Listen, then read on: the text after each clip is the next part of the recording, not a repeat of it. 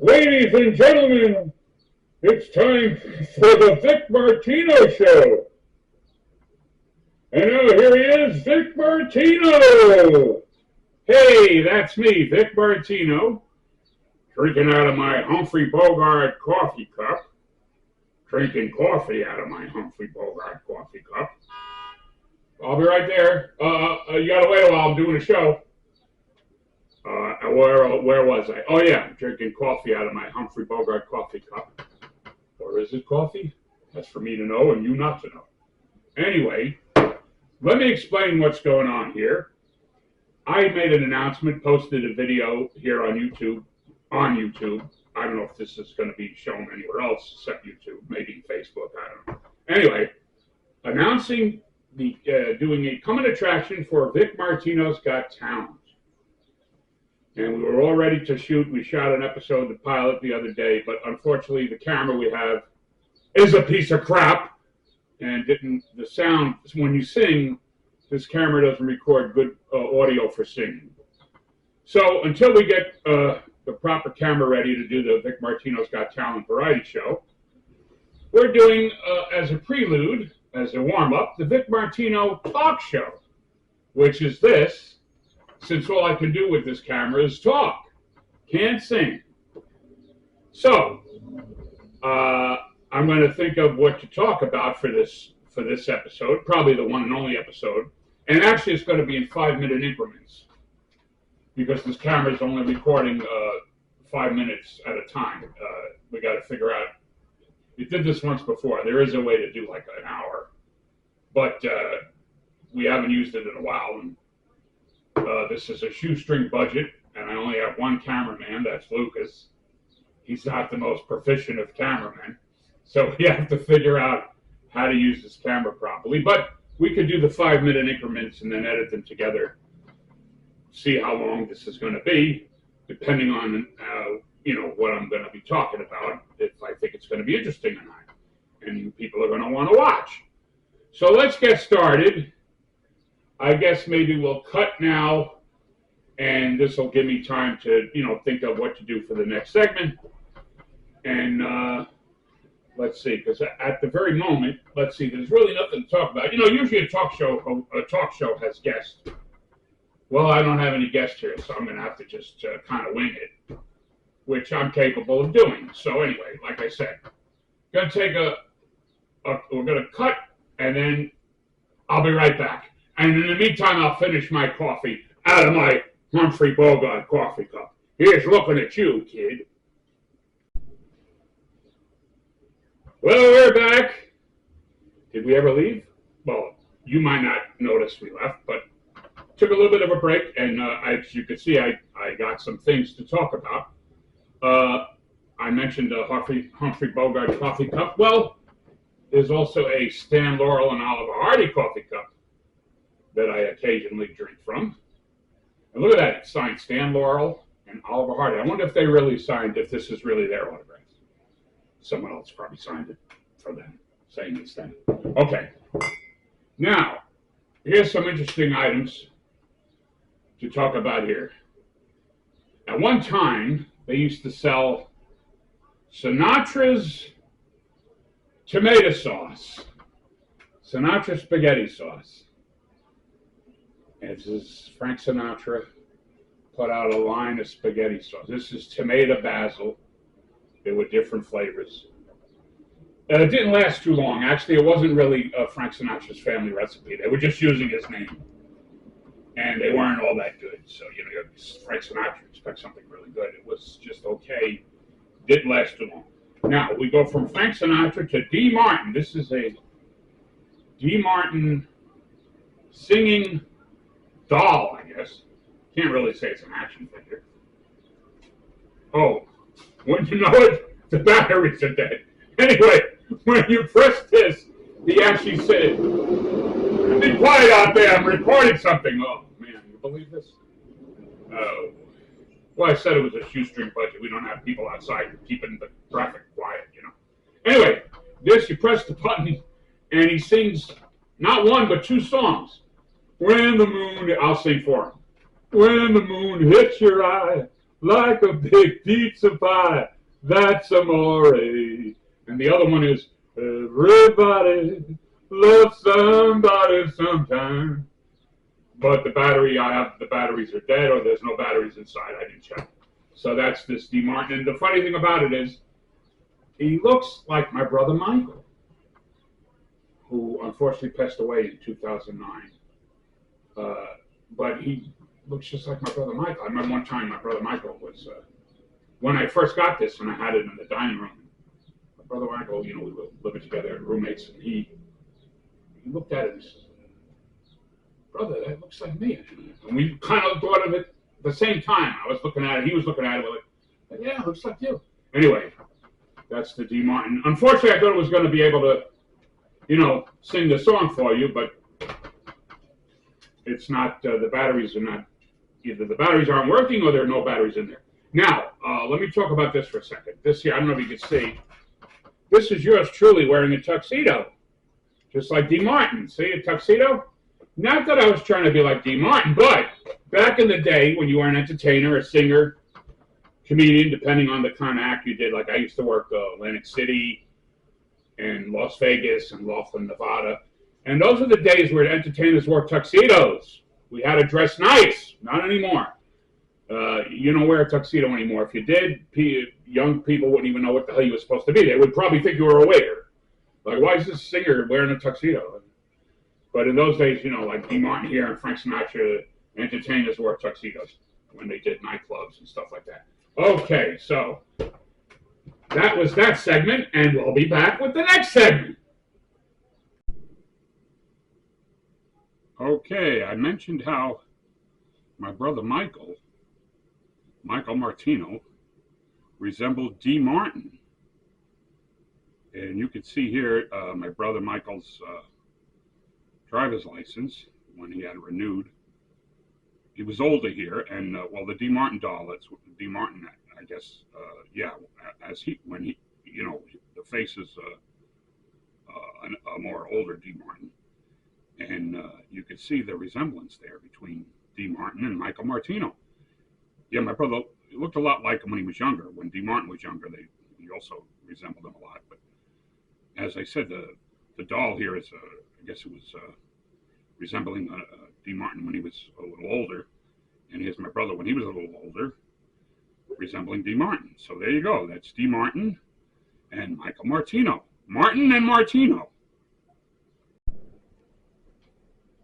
Okay, and now to give you a tour of the studio here where the Vic Martino show is being recorded, you'll notice the walls have posters here of the Marx Brothers. This one on top here, this used to glow in the dark. It doesn't anymore. And this one on the bottom, this is from their movie A Night in Casablanca, Sucking on a Water Pipe. This is like one of the first posters that all of us Marx Brothers fans back in the day had. This was one of the first Marx Brothers posters that was, available. And the reason why this Marx Brothers mean a lot to me, because there's memories of them growing up are attached with my family. That was the phone going off. Okay. Will you soundproof the studio, please? All right. Memories of the Marx Brothers for me, are attached with my family. For instance, my mother Rose took me all the way to Millburn, New Jersey, from Brooklyn, New York to Millburn, New Jersey, to see Duck Soup, one of their movies that was being screened in a revival theater, because I had never seen one of the movies on a big screen, and that was a big thrill for me as a kid. And then not long after that, they started showing their movies in Manhattan, at the revival theaters here in Manhattan.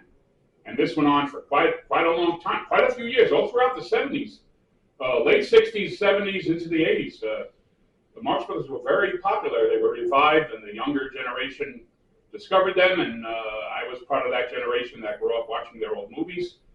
Like I said, my mother took me to see them in Jersey, and then also in Manhattan screenings. And I remember one time my father, Jack, took me to see, they were showing 4 of their movies at once in a theater. It was A Night at the Opera, Day at the Races, At the Circus, and The Big Store. And after 2 movies, my father was like, all right, come and see the next 2 with your mother. No, I want to stay and see them. Oh, for Christ's sakes. Anyway, we stayed, and he wound up laughing more than I did. He wound up enjoying the films more than I did. And when I asked him which his favorite was, I knew the answer was going to be like I said, they were showing a night at the opera, a day at the races, at the circus, and the big store. I knew his answer was going to be a day at the races because he used to love to spend time at the racetrack. He used to take me there as a kid quite often. He was a compulsive gambler, just like Chico was. Groucho, Chico, and Harpo. And Chico was the gambler like my father was.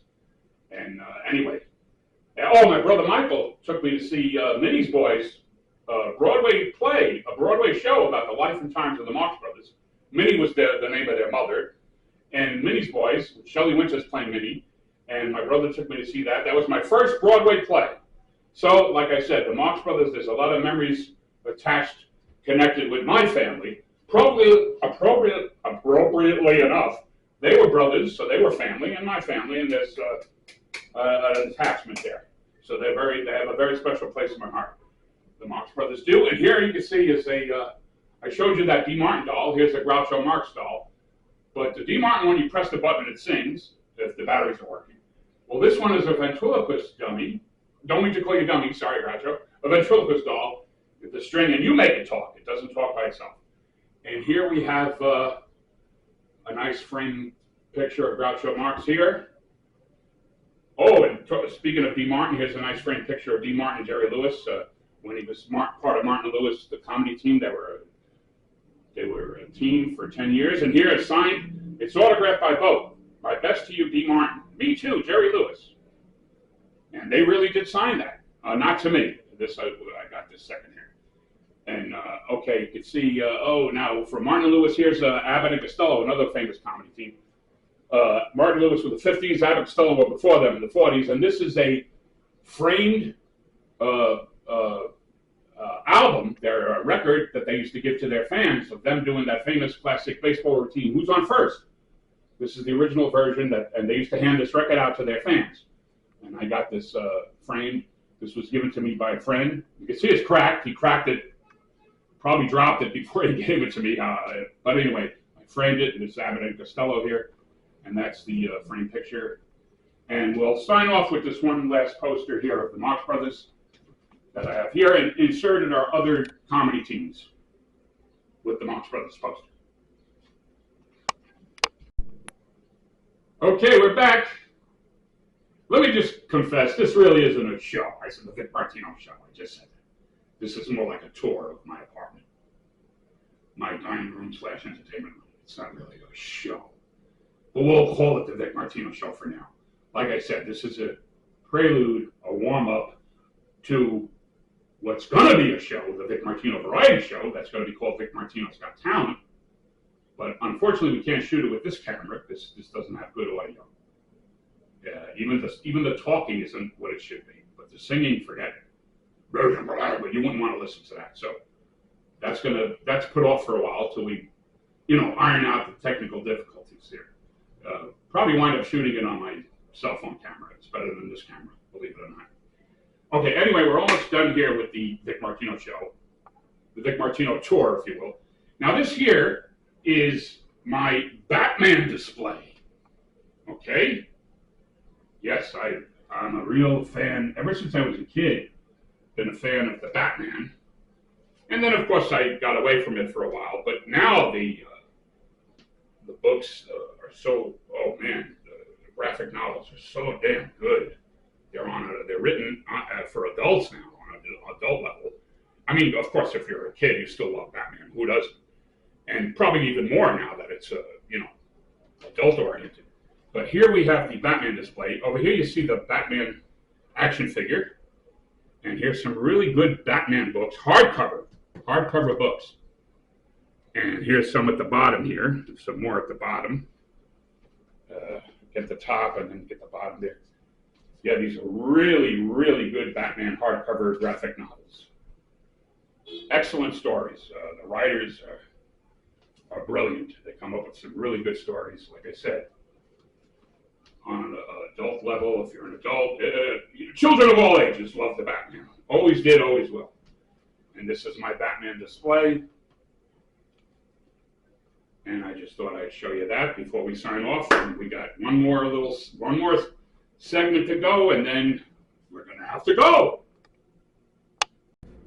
Oh, sorry to bother you. Just one more thing. This was an afterthought. almost forgot about this. I want to show you something here, point something out here. This is interesting, okay? You know, Lieutenant Columbo, played by Peter Falk, excellent, one of my favorite TV shows, my favorite TV detectives. You know, besides the TV shows, there's also a series of Columbo books, mystery novels here. Here's, you see, there's the real Peter Falk, Columbo, who played Columbo on the cover. See? Columbo paperbacks that are, you know, good detective stories. And now here's an interesting thing. To me, anyway. Maybe it won't be interesting to you, but I talk about the Marx Brothers. Well, a la Columbo, they wrote some, there's a series of books where Groucho Marx, as if Groucho Marx was a detective. Groucho Marx, Master Detective. And it's a novel, a mystery novel, you know, like in the vein of Columbo. And there's a couple of them. Here's another one. Elementary, my dear Groucho. Like elementary, my dear Watson, like Sherlock Holmes used to say. And here's Groucho Marx. Like I said, these books are detective stories, and Groucho Marx is the detective. This one is Groucho Marx, Master Detective, Elementary, my dear Groucho. There was also another one, I didn't get that one, Groucho Marx, Secret Agent. And I thought, Groucho Marx, Secret Agent's gone a little too far. I don't see Groucho Marx as James Bond. But I do see him as a detective, like Columbo. So there you go. I haven't read them yet, but I look forward to reading them. And after I do, I'll let you know if they're worth reading. And I'm sure they are, especially if you're a Marx Brothers fan. You can't get enough of the Marx Brothers, whether it's Groucho by himself or with his brothers. And as far as Columbo, like I said, he's my favorite TV detective. I would say some of my favorite fiction detectives are Sherlock Holmes. You know, of course, everybody Sherlock Holmes. Lieutenant Columbo. And now to that list, I add Groucho Marx, Master Detective. Hey, Lupita, what are you doing on my bed? Sleeping on top of my shirts.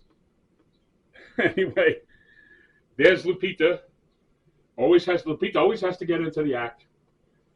Lupita loves to be on camera. All right, this is the last segment of the Vic Martino show. The show that is not a show. All right, I just wanted to, last but not least, I wanted to show you my bookshelf. My bookcase shelf here, where I got my books on display. Most of these books are biographies of the great entertainers of the 20th century. See, Kovacs, Leonard Ernie Kovacs, Bob Hope, all kinds of Bob Hope, John Wayne, John Lennon, the Beatles, Johnny Carson, David Letterman, a book about Saturday Night Live, early rock and roll. We got a lot of Elvis Presley books, Frank Sinatra books, Humphrey Bogart books, Laurel and Hardy and the Marx Brothers. It's just a great collection of, like I said, great, mostly entertainers from the 20th century. And then I'm also a fan of the superhero graphic novels. I mentioned Batman. Here's my collection of graphic novels. And, now on top of the bookcase shelf, you'll see the DVD collection. And here's some more DVDs over here. So that's my book/DVD case shelves. And I think that's about it. I don't think I'll be collecting too much more. I keep saying that. And then, you know, you go on Amazon and eBay, and you get things at such a reasonable price. You know, it's like, oh, this is in a store. This would be, you know, $60, and here it is on Amazon or eBay for only $20. And next thing you know, you're spending a lot of money by buying things that are a lot cheaper than you would in the store, and you're buying more than you normally would. And so that's how the collection just keeps growing and growing and growing. But I think that's about enough. By the time I get to read all these books, I'll probably be 90 years old if I live that long. I did read most of these books. Now I'm mostly reading the graphic novels. Okay, so, well, Lupita, how do you think? Did you think the show went well? Were you sleeping through the whole show, Lupita? Were you sleeping through the whole videos? Come on, Lupita, help me out here. All right, well, I'm going to let Lupita finish sleeping. going to be quiet so she can get her rest, her beauty sleep, and maybe I'll take a nap myself. I hope you enjoyed the, I don't know, show, whatever the hell this was. I hope you enjoyed it as much as I did. And until next time, good evening, friends.